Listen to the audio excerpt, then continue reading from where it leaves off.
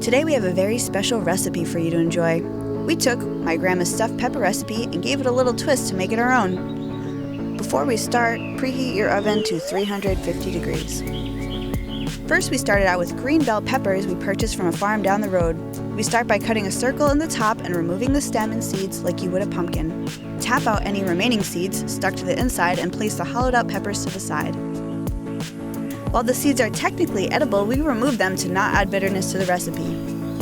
Next, finely chop one red onion. We recommend removing any hard outer layers, then cutting in half from top to bottom. From there, we cut most of the way through, leaving some attached at the bottom. Once we've reached our desired thickness, we turn the onion 90 degrees and make our cuts the same width as before, but cutting all the way across. This saves us so much time and hassle while cutting onions.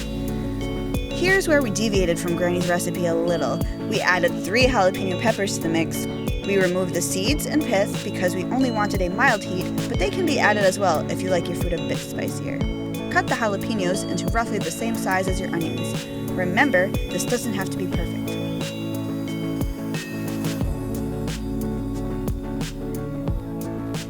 We had a few grape tomatoes laying around, so we decided to add these to the mix. These aren't essential to the recipe, but add a little bit of sweetness that we enjoyed. Cut these into 1/8 or quarters depending on your preference. One of the great things about stuffed peppers is there's such a wide range of foods that can be added. The possibilities are truly endless. This recipe calls for 4 cloves of garlic, but as most Italians know, this is just a guideline, and there's room for plenty more. Crushing the cloves will help to release some of the flavor. I give these thorough dicing, but made sure to leave some variation in size of the pieces. I find this gives a rich depth of flavor that's absolutely delicious. We harvested a few basil leaves off one of our plants. Basil is super easy to grow and has an incredible flavor when fresh compared to the dried store-bought option. Bunching the leaves up will make them easier to cut. Add these to the mix and move on to some mushrooms.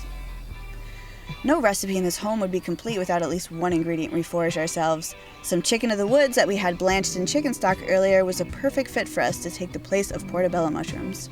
Check out the link to our chicken of the woods nugget recipe at the end of this video. You won't want to miss it. I diced them into larger chunks than our vegetables to give some variety of texture to the mix. A wise man once told me, if you want to be healthy, you have to eat all the colors. Thankfully, he was talking about vegetables and not crayons. This is one part you can go off script to create your own unique flavor. We wanted a spicy Mediterranean feel, so we chose herbes de Provence, black pepper, Italian seasoning, steakhouse seasoning, garlic powder, and smoked paprika.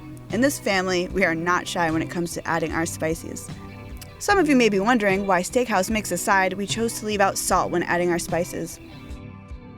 This is more of a personal choice because cardiovascular disease runs in my family, and lowering sodium intake has been linked to reducing the blood pressure as well as the risk of heart attacks and stroke. We like to experience the variety available in life, but have also learned how important moderation is. At this point, add in 2 cups of cooked white rice. You can also use cooked brown or wild rice if you prefer. If you're going low carb, feel free to add riced cauliflower, but in that case, you can just add it in raw with the other vegetables. For protein, we use 2 cups of lean ground beef sourced from our local farm. It's so important to eat local when you can. It's better for your health and your community. Now, if you want to keep this recipe vegan, you can replace this with beans, tofu, or your favorite meat substitute. We cannot stress enough how versatile this recipe can be when it comes to customizing and even seasoning. For example, add beans, chili powder, and cumin if you're looking for more of a taco flavor. Give this a good mix to ensure you have an even balance of ingredients in each pepper. Pour a thin layer of tomato sauce into the bottom of your casserole dish.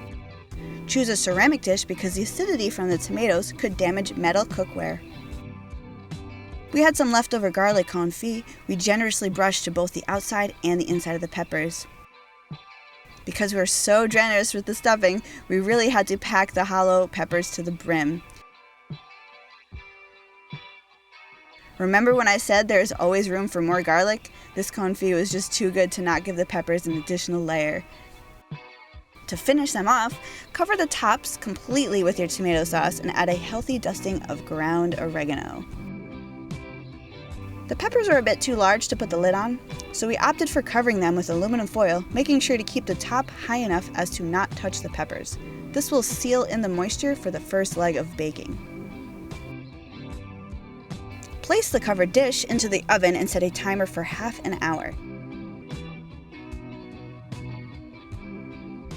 Get your mitts and carefully remove the lid. At this point, you may ladle some of the sauce over the top of each pepper to keep the tops from overcooking.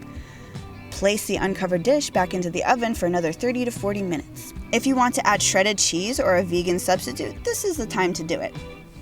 For the last step, we suggest turning up the heat to 400 for about 15 minutes to thicken up the sauce on top of your peppers.